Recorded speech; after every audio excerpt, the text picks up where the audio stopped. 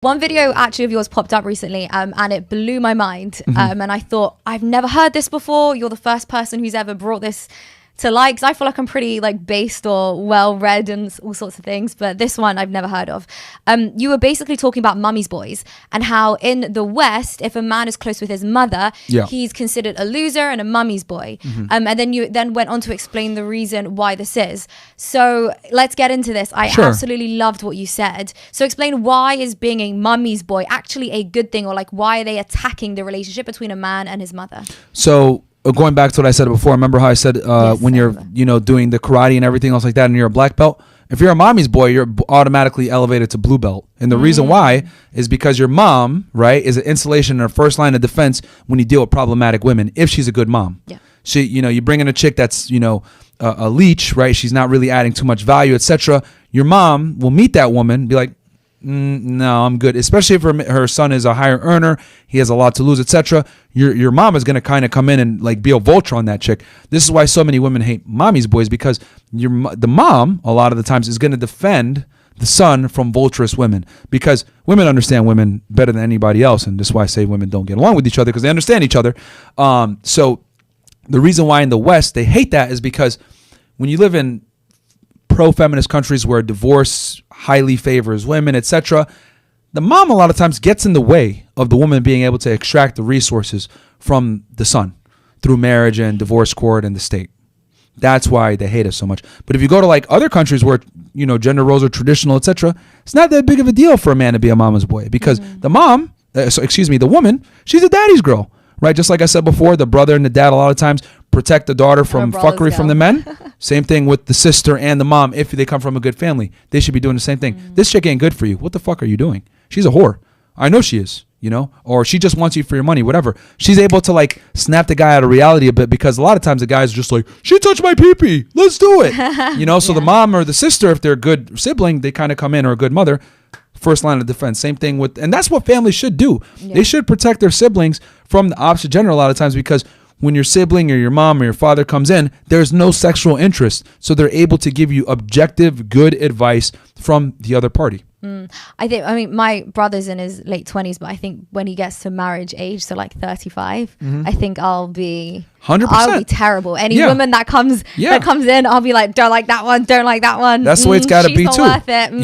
Yeah. That's the way it's got to be. And I think this is why family is so important, because if a family does its job correctly, right, they're very protective of who comes in, because they're looking at it like, you're not going to come in and fuck up what we created here.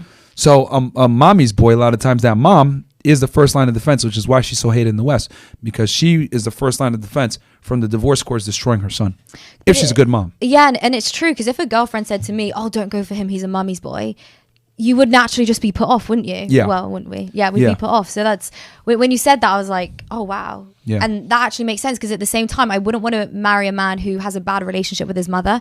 Like, that would be a red flag. So if we don't want a man who has a bad relationship with his mother, yet we don't want a man that's a mummy's boy, what are we doing? Well, it comes back to the contradictory nature of like what women want in the West in general, right? Yes. They want a gentleman, but they want a guy that like can choke them and bang them like crazy, right? Like you call like the 50 Shades of Grey, right? Christian Grey. They want that guy, right? But at the same time, they want a chivalrous, nice guy. And it's really, the guy has to, again, coming back to the men, right? It's on the burden of performance is on us. You have to have a combination of the two. But a lot of the times what women want is contradictory to what they're aroused by. They'll say, I want this, but the reality is what they're aroused by are two different things. Yeah, and that's something which I think your content does really well, and it's something that I'm learning, because I saw a video the other day saying women never go for the men they want, they always go for the safe option. So now I'm like, I'm not going for the safe option, I'm going to get the man I want. That's what I'm going to, like, that's, yeah, so that's really interesting. Yeah, I mean, I tell girls, like, go for the man that you want when you still have the sexual market value to command that man that you want, because it's, unfortunately for women, right, you only have a finite amount of time to get the guy that you want. A woman's sexual market value, unfortunately, is perishable. Now, here's the thing, right? It's so I always say, so like with women, right? When you're at your peak, you burn bright and strong. No one can stop you. Like literally, like it's like I talked about I love Tate's analogy on this, where he talks about the queen on the chessboard, right? You can move as many spaces as you want, one of the most powerful pieces on the board. But here's the problem. You can die and the game will still continue. And on top of that, I can get a pawn to the other side and turn her into a queen. So it's on women to understand that you have this power for a finite amount of time. Get the guy when you have that power before another pawn replaces you.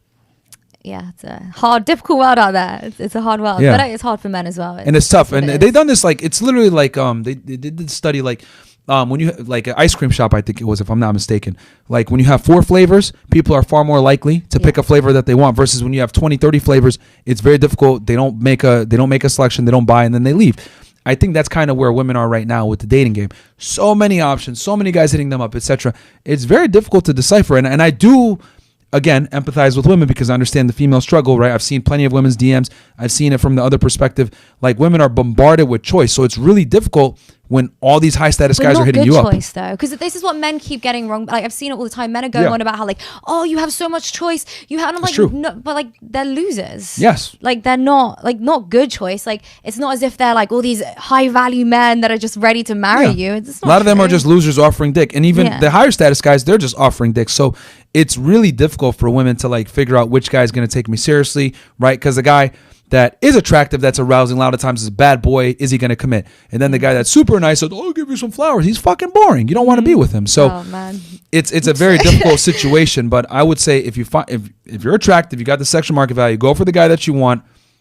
Outlast the other chicks. Yeah. At least you'll be happy with that guy. That's true. If it does work out, and if you take an L, that's the risk of being a female. Men have to take risks too, but men have to take risks. Women have to take risks as well. Yeah, absolutely.